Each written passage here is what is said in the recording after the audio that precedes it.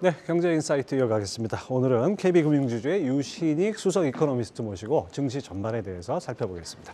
어서 오십시오. 네, 안녕하십니까. 자, 연말이 날씨도 추워져서 그런가요? 월가 분위기도 무겁고 네. 당초 기대했던 산타레일리는 이제 사실상 네. 없다고 봐야 될 것 같고요. 이제 내년을 봐야 될 것 같은데 경기 침체에 대한 우려는 더 커지고 있습니다. 네. 어떻게 보십니까? 이제 사실 OECD 선행지수의 패턴을 보시면 미국도 경기가 침체되는 국면에 있습니다. 현재 침체가 되고 있고, 그러면 우리가 이제 소비 쪽은 미국이 아직은 그래도 괜찮다고는 하지만 확실히 우리가 연말 소비 시즌을 예전에 비해서 비교를 해본다면은 그 전에 비해서는 확실히 소비도 줄은 건 예. 사실이에요. 그러면은 소비는 완만하게 둔화가 되고 있는데 기업들은 어떨 것이냐, 당연히 이제 기업에 대한 실적에 대해서 퀘스천 마크를 가질 수밖에 없는데, 당연히 수요가 둔화되고 기업들도 당연히 매출이 둔화되는 것은 당연한 일이다라는 것이고, 근데 그 폭이 얼마나 줄어들 것이냐에 대한 부분, 그다음에 두 번째는 기업들이 실제로 갖고 있는 이제 내년 가이던스, 그러니까 예상과 네. 그 범위에 대해서 어느 정도로 안 좋게 보고 있느냐에 대한 부분들을 우리가 좀 주목을 해볼 필요가 있다.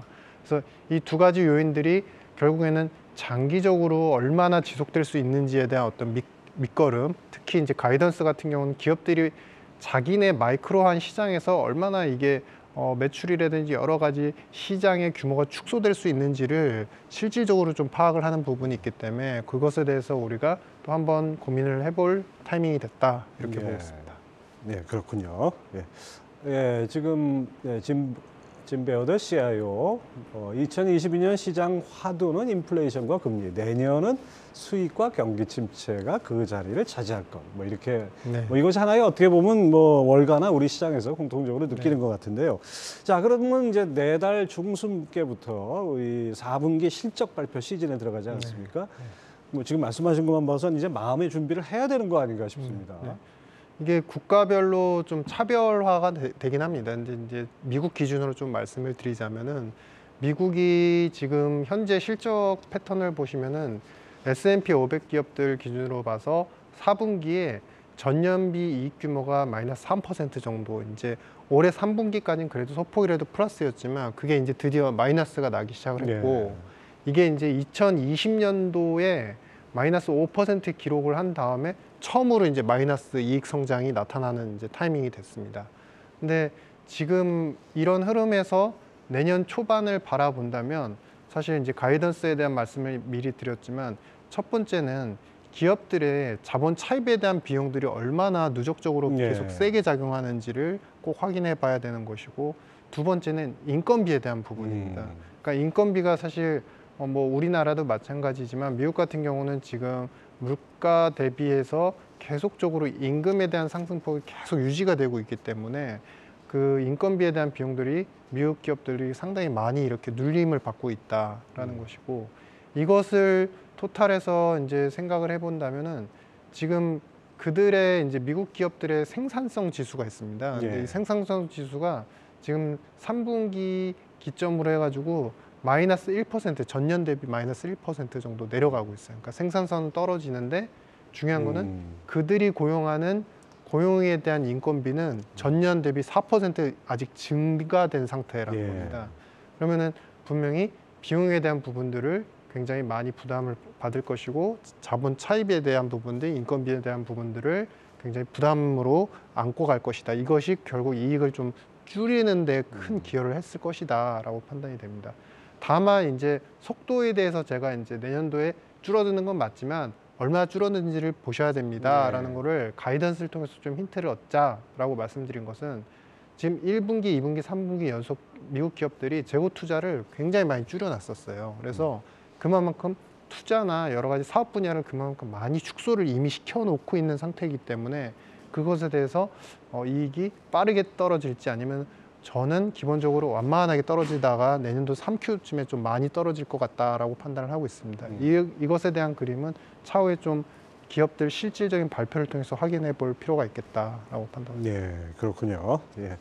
자, 월가 전망 나오는 거 다시 한번 살펴보시죠. 케이트 스톡턴이 시장 하락세 보일 것으로 전망되지만 긍정적인 계절적 영향받아 완화될 수도, 이런 얘기를 했고요. 키스러너 CIO, 트루이스트 어드바이저리 서비스의 CIO인데요. 사람들 연말까지 시장이 좀 풀리길 원하겠지만 증시는 이를 허용하지 않을 것이다. 완전히 연말 분위기가 그냥 전망이 엇갈린다 이렇게 볼 수 있겠네요. 결국 이제 지금 말씀하신 대로 보면은 그 인플레이션으로 인한 인건비 상승, 그 다음에 이 금리의 급격한 인상으로 인한 기업의 자본 비용 증가 이런 것들이 실적을 짓누르는 영향이 본격적으로 이제 4분기에 나타날 텐데 12월 전망이 이렇게 엇갈리는 이유는 뭐라고 보십니까? 그 기업들이 처해진 환경이 틀리기 때문입니다, 사실. 그러니까 지금 기업의 업종별로 놓고 보시면 머티리얼, 그러니까 우리가 소재나 네. 산업재 같은 경우는 이미 미국 월에서도 많은 애널리스트들이 매도라든지 보유로 주장하는 비중이 50% 이상을 상회를 했습니다. 네. 그 다음으로 안 좋은 쪽이 어디냐면 소비재 쪽, 그 다음에 온라인 쪽. 그러니까 온라인도 소비의 그 직격탄을 맞고 있는 상태거든요. 그래서 이런 부분들이 일단 우리가 직접적으로 필수 소비재나 아니면 산업재 쪽에서 특별히 이제 안 좋아지는 흐름이 이제 강화가 되기 시작을 했고, 네.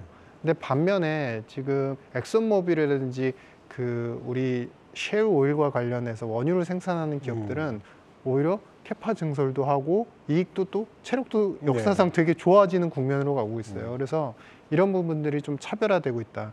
여기에서 중간에 좀 취해 있는 약간 애매한 산업은 어디냐? 금융 산업입니다. 그러니까 그들도 이제 님에 대한 어쨌든 이제 이자에 대한 수익들이 조금 괜찮은데 트레이딩 부분이 워낙에 크다 보니까 그렇죠. 상업은행들 같은 경우 그것에 대해서 좀 혼조세인 상태이다. 그래서 각 산업에 있어서의 담당하는 분야별로 그 CEO든 CIO든 모두 다 반응이 틀릴 수밖에 없는 건 그렇군요. 당연하다. 이렇게 보여집니다.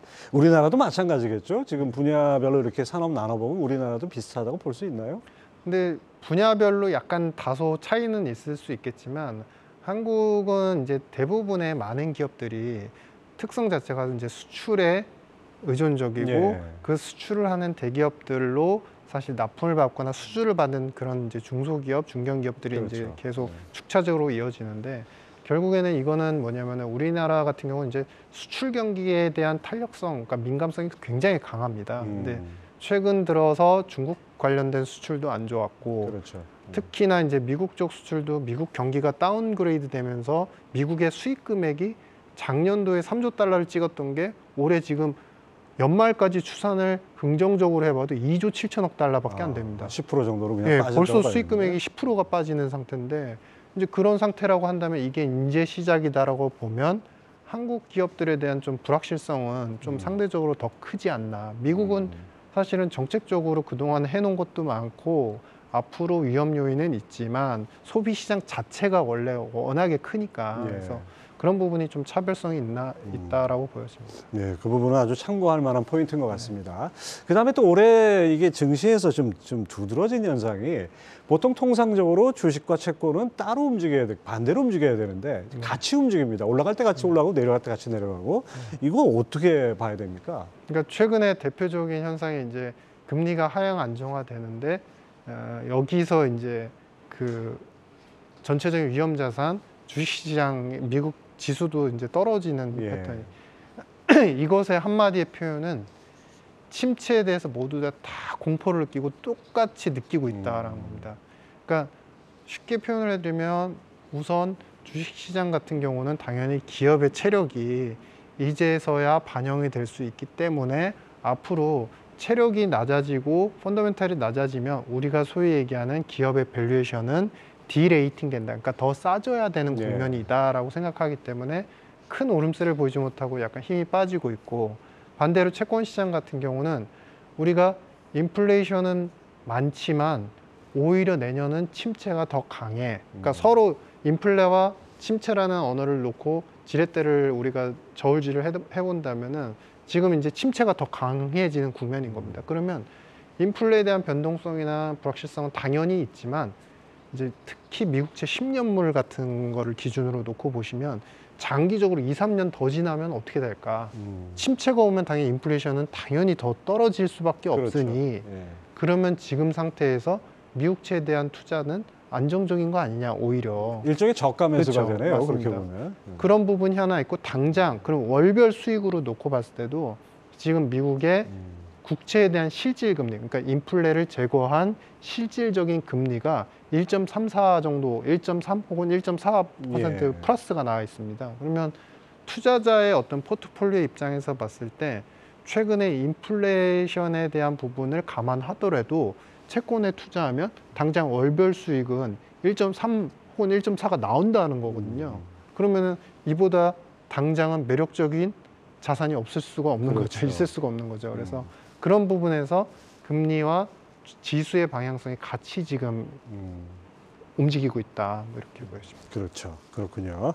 자, 우리 FOMC는 뭐 올해 일정은 끝났지만은 미국 연준이 상당히 중시해서 보는 그 개인 소비 지출 11월 데이터가 나오죠. 이 PC액이라고 하는 거. 여기에 그 인플레 지표로 PC 디플레이터가 있다고 하는데 이게 어떤 지표고 전망은 어떻게 나오고 있습니까? 그러니까 그 시기별로 개인들이, 그러니까 CPI는 구성 항목에 그냥 정해져 있다라고 보시면 되고, PC 개인 소비 지출은 개인들이 쓰는 항목들이 거의 다 서비스업인데 서비스업에서도 가장 많은 부분을 차지하는 게 이제 의료 쪽이라든지 아니면은 뭐 교육 쪽, 이렇게 많이 주거비 쪽 많이 돈을 쓰지 않습니까? 근데 이쪽이 비중이 항상 똑같을 수가 없습니다. 그러니까 매월 다르고 매 분기별로 다른데 그 달라지는 만큼 그 금액에 맞춰서 비중 조절을 해서 물가 지수를 발표를 하는데 그거를 이제 디플레이터로 표현을 하는 것이고, 이게 이제 11월에 CPI 헤드라인 그러니까 인플레이션 지표인 CPI에서 이미 조금 힌트가 나왔습니다. 그러니까 의료비 같은 경우는 전년 비해서 전월 비해서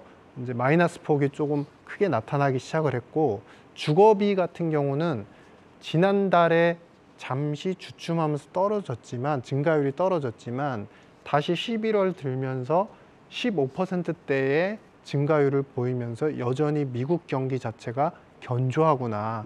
주거비 같은 경우는 경기에 대한 어떤 순환적인 패턴을 확인할 수 있는 결정적인 지표거든요. 그래서 그런 측면에서 봤을 때 이번에 PC 물가지수 같은 경우는 아마도 그 의료비 쪽이 좀 다운그레이드는 될 수 있겠지만 기본적으로 주거비 쪽이 여전히 공고하게 물가 압박, 인플레 압박을 계속 이어갈 것이다. 그러면 지금 추산되기로는 5% 후반에서 6% 초반 정도 나올 것 같다. 뭐 이렇게 판단을 하고 있습니다. 네, 그렇군요.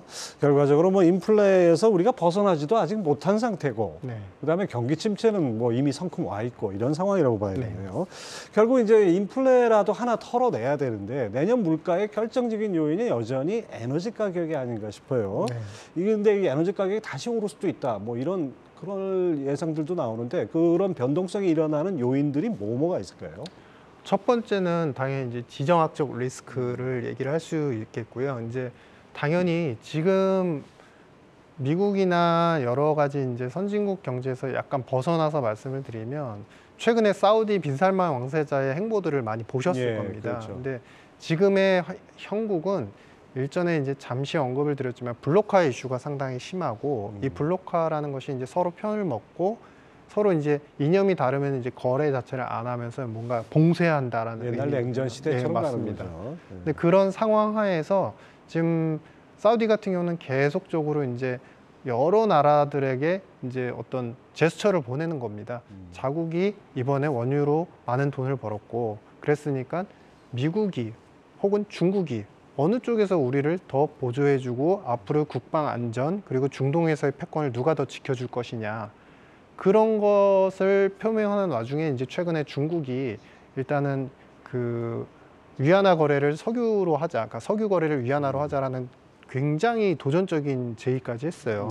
그러면은 지금 여기서 여러 가지, 미국은 상당히 고민이 많을 텐데 여기서 어떤 지렛대를 또 사용해야 되냐. 미국은 사실 이란을 또 사용할 수밖에 없습니다. 그러면은 이게 종국적인 무엇으로 표현이 되느냐.